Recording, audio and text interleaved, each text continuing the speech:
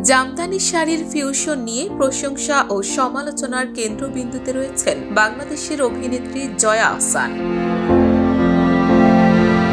দেশীয় ঐতিহ্যবাহী জামদানি শাড়িতে অভিনব ফিউশনের মাধ্যমে তিনি যেমন প্রশংসিত হয়েছেন, তেমনি সমালোচনার মুখেও পড়েছেন।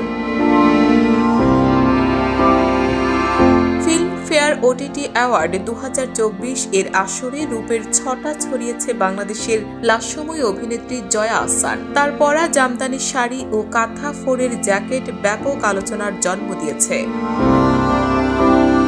নেটে দুনিয়ায় সম্প্রতি ভাইরাল অভিনেত্রীর জামদানির ফিউশনের ড্রেস পরা ছবি, যেখানে দেখা যাচ্ছে অনেকটা ধুতি স্টাইলে পরা ঐতিহ্যবাহী জামদানি। সম্প্রতি গণমাধ্যমে দেওয়া এক সাক্ষাৎকারে জয়া বলেন, আমি দেশীয় কিছু পরতে চেয়েছিলাম যা রঙে উজ্জ্বল এবং ঐতিহ্যের প্রতিনিধিত্ব করে।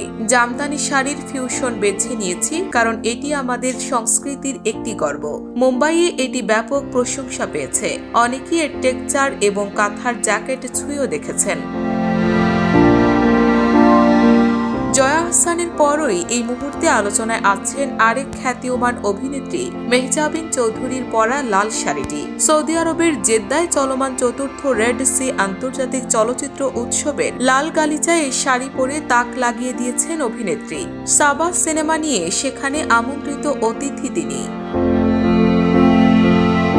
রেড সি আন্তর্জাতিক চলচ্চিত্র উৎসবে জমকালো একটি গাঢ় নীল শাড়িতেও দেখা দিয়েছেন মেহজাবিন।